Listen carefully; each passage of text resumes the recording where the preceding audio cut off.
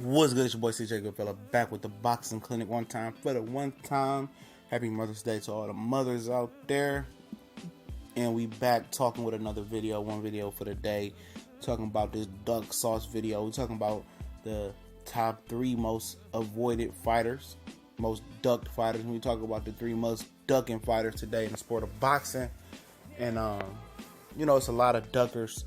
A lot of duckage over here, a lot of duck sauce going over here. Too much duck sauce around, boxing. And first I want to talk about, a whole division. The top dogs, the champions. I'm talking about the junior middleweight division in a whole. I think they're the number 1 duckers in the world, period. Erislandy Lara, Demetrius Andrade.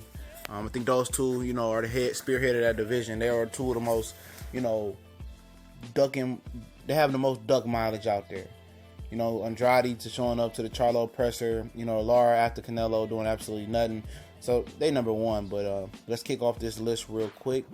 The most ducked fighter right now is Rigondeaux. Grandma Rigondeaux. Can't get a fight. It was a real contest between him and Triple G for a while. Amongst people, until people figured out that Triple G didn't want to be the best. He wanted to wait around for Canelo. He didn't want to move up. He ducked Andre Ward, so you can't be the most ducked guy if you duck Andre Ward. You say you moving up for Carl Froch, and then you move up to 168 for Carl Froch and Chavez Jr. But you wanted to meet Andre Ward at 164. So then you want to blast Canelo over catchweight as well. You can't be the most feared man in boxing. Rigondeaux, everybody in his division moved up and didn't want to fight him. Frampton, Quigg, Leo Santa Cruz, all those guys moved up and really didn't get any, deductions. Nobody really called them out. Nobody really cared. Maybe it's a smaller division, but, they scared of that man. Lomachenko, Lomachenko is another guy, he's up there as well, guys, he can't get a fight right now. He got to move up divisions. He even talked about jumping up 2 or 3 divisions to 140 just to challenge Terrence Crawford. And he wants to be the best. He wants to hit the ground running. He got a rematch with Salido coming up as well. I don't think it's finalized yet. Salido was not trying to give him a rematch, but you might as well give him a rematch. He got to fight guys like Jason Sosa. A lot of guys champions the division don't call him out. Tank ain't calling him out. The Miguel Moraga guy, the other guy, Miguel Berche, I can't pronounce his name. Sorry if I butchered his name. He's not calling him out either.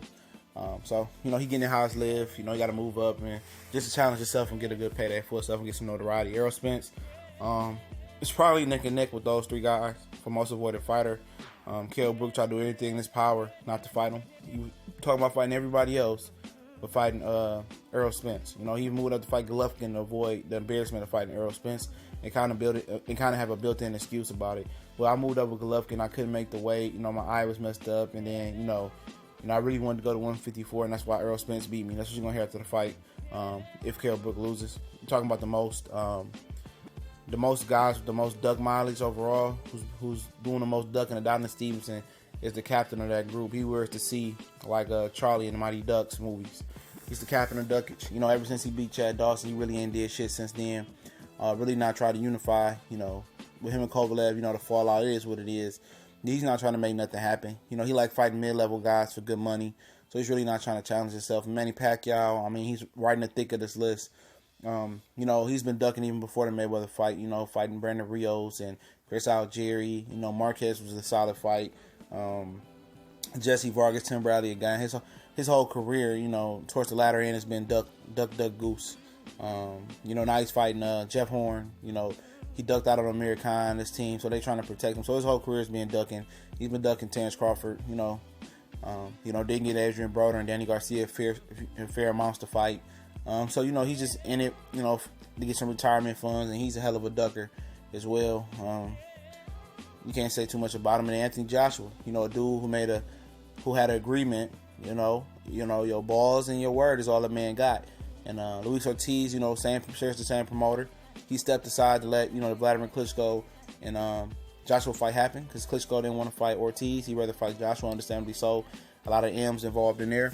And now when it's time to cash in on your word as a man, now he wants to go talking about defending he want to go defend the fight. He want to go defend his belt, his IBF belt versus Puev. I know you had Deontay Wilder called him out for 9 months now. No response. Say he needs to become a bigger star. Over in America. You know what I mean? It's all these types of excuses to protect this guy. But at the end of the day, people are gonna love him and they're gonna make excuses for a fighter. When you gotta make excuses for a fighter why he's not fighting top opposition in a sorry division like the heavyweight division, you're a bitch too. You know what I mean? That's bitch shit. Let the man up and defend his title.